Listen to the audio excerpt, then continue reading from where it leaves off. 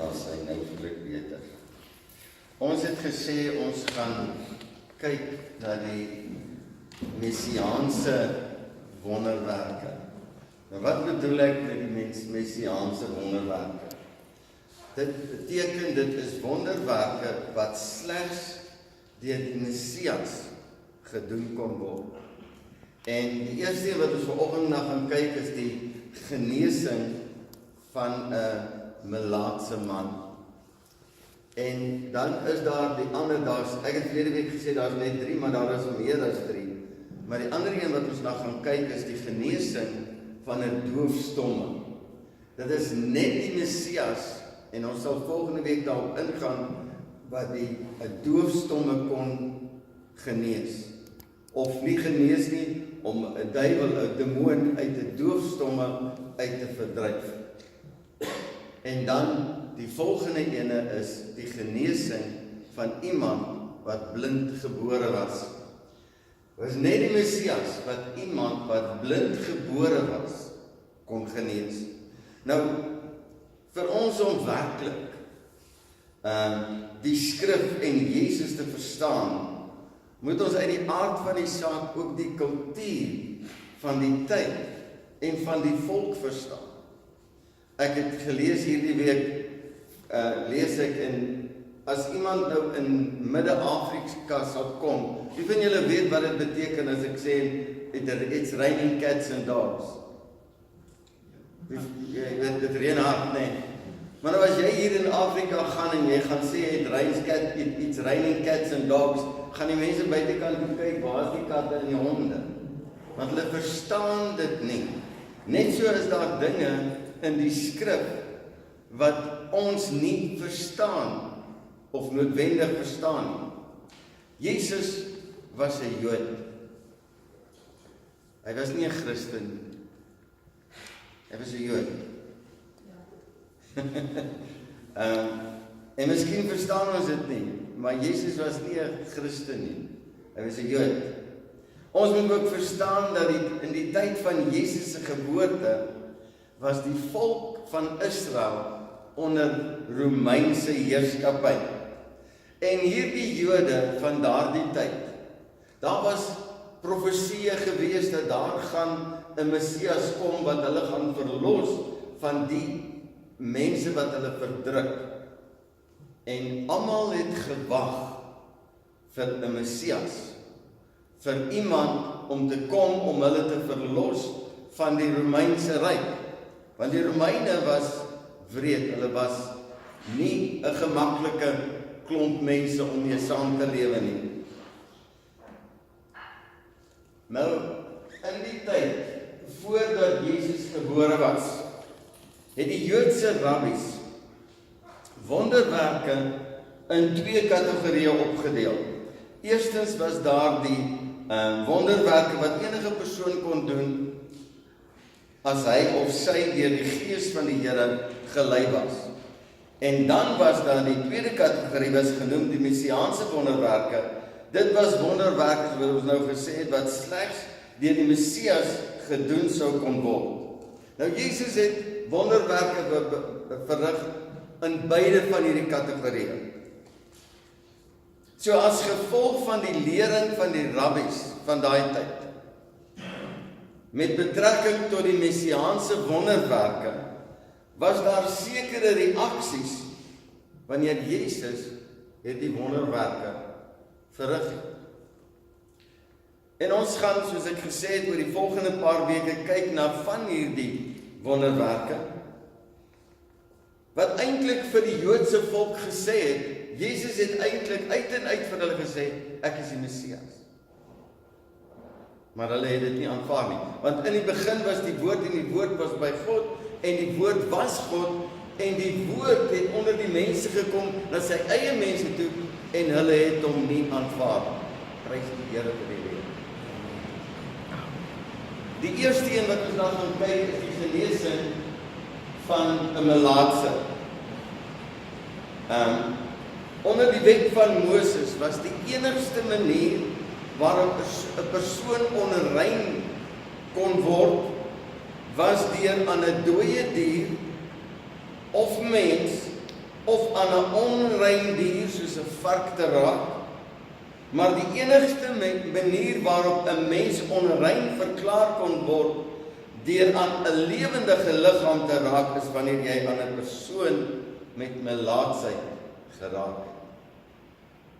Dis die enigste manier waarop jy onrein kon word as jy wanneer jy aan 'n lewendige mens sou raak, maar daardie mens is melaats.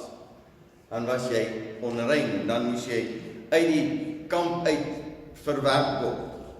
From the time of Moses' law, there was no record of any Jew who had ever been healed of leprosy. It was a belief that when you speak out against a man of God, you would be struck with leprosy. Miriam was healed of leprosy. But what happened to her? Why did she become leprous? Numbers 12, verse 1. And Miriam and Aaron spoke against Moses because of the Cushite woman whom he had taken. For he had taken a Cushite woman. Numbers 12, verse 24. And Jehovah spoke suddenly to Moses and to Aaron and to Miriam. I love this. And he says, you three, julle drie, kom hierso. Come out to the tabernacle of the congregation. And the three came out. Now, God speaking to Moses, Aaron and Miriam. And he says to them, you three, kom hierso. Kom. Hier na hierdie tabernakel toe. And what happens? And the three came out.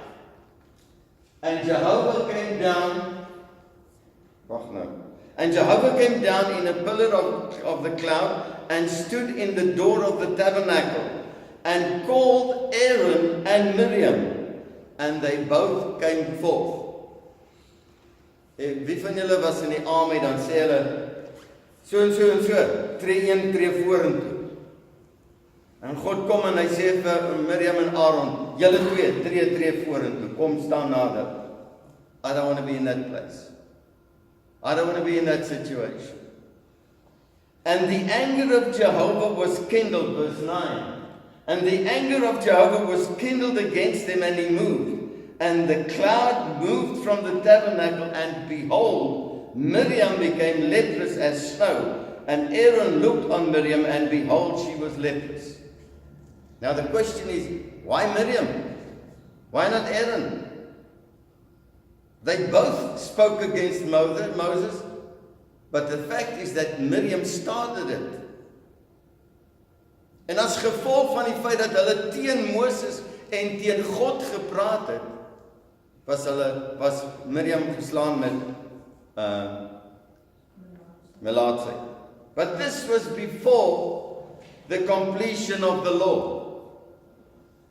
Miriam was struck before the completion of the law. Naaman was healed of leprosy, but he was a Syrian Gentile, not a Jew.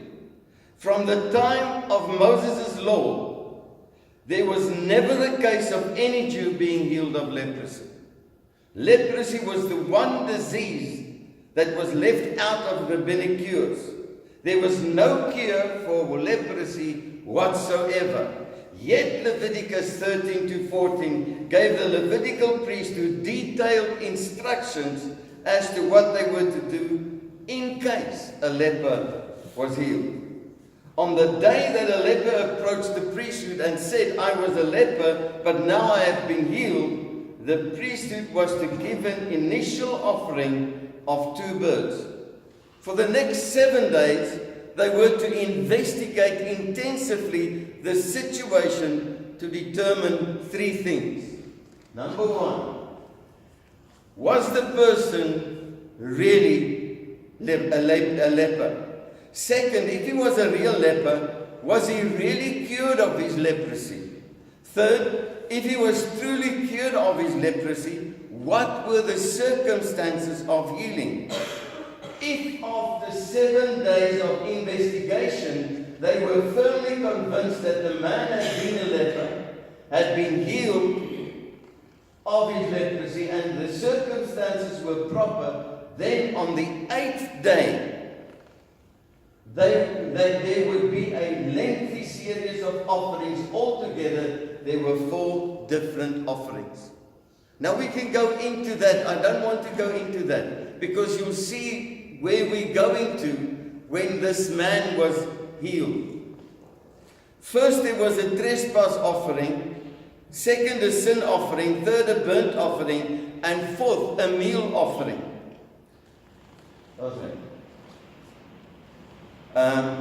Then came the application of the blood of the trespass offering upon the healed leper, followed by the application of the blood of the sin offering upon the healed leper.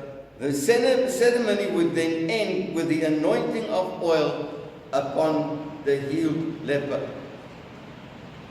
Alhoewel hulle al hierdie gedetailde instruksies gehad het, was daar nooit 'n geleentheid vir die priesters om dit uit te voer nie. Want daar was geen Jood wat van melaatsheid genees was nie. Die rabbies het dus van die opinie uitgegaan dat dit slegs die Messias sou wees wat 'n Joodse melaatse kon genees. Hulle dan ook dit so in die sinagoge geleer. Ons kry 'n verhaal van die melaatse wat genees was in Matteus 8 vanaf vers 1 tot 4, in Markus vanaf vers 1 vers 40 tot 45, maar Lukas, hy gee bietjie meer inligting, want hoekom? Hy was 'n dokter. Lukas 5 vers 12, en terwyl hy in een van die stede was, kom daar 'n man vol van melaatsheid. En toe hy Jesus sien, val hy op sy aangesig en smeek hom en sê, Here, as U wil, kan U my genees. Daarop steek hy die hand uit en raak hom aan en sê, ek wil, word gereinig. En dadelik het die melaatsheid hom verlaat. Toe gee hy hom 'n bevel om dit aan niemand te vertel nie. Maar, sê hy, gaan vertoon jou aan die priesters en offer vir jou die reiniging, soos Moses voorgeskryf het, vir hulle tot 'n getuienis. Nou, ek wil net hierdie gedeelte klaar lees. Maar die gerig aangaande hom is nog meer versprei en groot menigtes het bymekaar gekom om te luister en deur hom van hulle siektes genees te word, maar hy het hom in verlate plekke teruggetrek en gebid. Nou, die ding is dat 'n mens wonder nou, hoekom hierdie melaatse man? Hoe het hy dit reg gekry om dan naby Jesus te kom? As die melaatses dan buite die kamp moes wees. En die verskil lê daarin dat hierdie verskillende tekens van melaatsheid was daar gewees. En daar was sekeres wat nie heeltemal gereken was as erg nie, maar tog sê Lukas, hy was vol van melaatsheid. Nou volgens Lukas was die man vol van melaatsheid. Dit beteken dat die siekte was tot sy ten volle ontwikkel. Hierdie man kom na Jesus toe en herken die autoriteit van die Messias en sê, as U wil, kan U my reinig. Die enigste vraag wat hierdie man gehad het, was of Jesus dit sou wou doen. Ons weet wat die gevolg is. In vers 13 verlaat die melaatsheid die man. Ons moet egter let op wat Jesus hom beveel het om te doen. Toe gee hom bevel om dit aan niemand te vertel nie. Hoekom nie? Jesus wou nie gehad het dat iemand anders moes weet voordat die priesters dit weet. Maar sê hy, gaan vertoon jou aan die priester en offer vir jou die reiniging, soos Moses voorgeskryf het, vir hulle tot 'n getuienis. Wie's die hulle? En Jesus doen dieselfde met die 10 melaatses. Toe in 'n sekere dorp ingaan, kom 10 melaatse